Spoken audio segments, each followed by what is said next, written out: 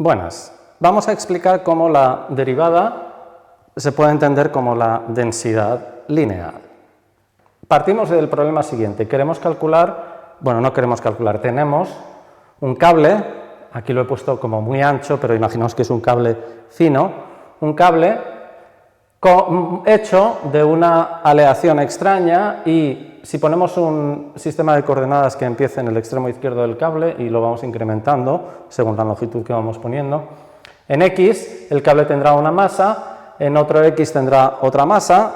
Si hacemos la gráfica, aquí tenemos X, pues tenemos la masa de X y según vamos yéndonos hacia la derecha me desplazo a S y entonces tengo la masa de X más S. Como veis, la masa es siempre creciente porque las masas son siempre positivas.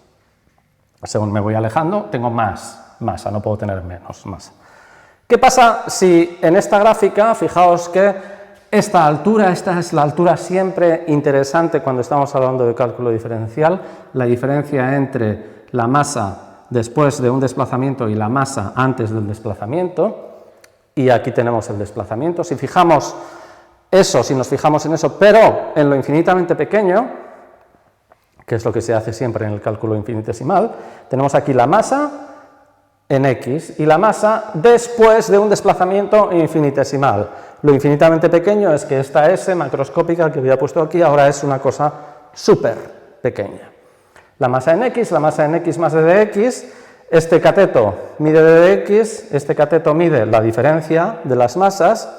Y lo que nos dice Newton es, bueno, si la función es decente, es decir, no tiene esquinas, es decir, es derivable, esta diferencia de masas, este cateto, es justamente el cateto horizontal por un valor, que es lo que llamamos la derivada.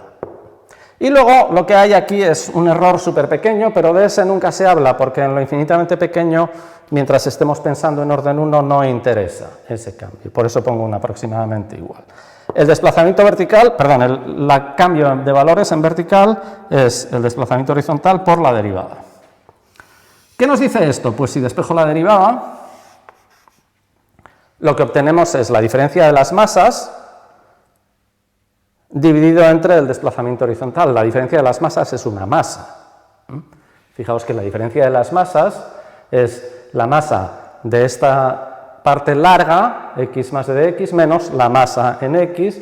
Lo que nos queda es si el cable tuviera una anchura muy grande, lo que nos quedaría es un CD muy súper estrecho, y este cociente es justamente la masa de todo ese CD, dividido entre ¿qué? Entre la anchura del CD, que es muy pequeña, lo que sale es una masa dividido entre una longitud. Es una densidad lineal. ¿Por qué lineal? Porque lo estamos mirando en una sola dirección, claro, en la dirección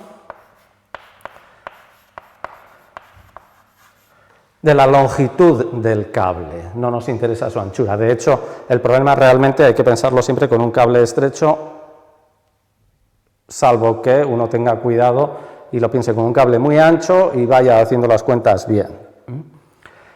En todo caso, derivada, densidad lineal en X.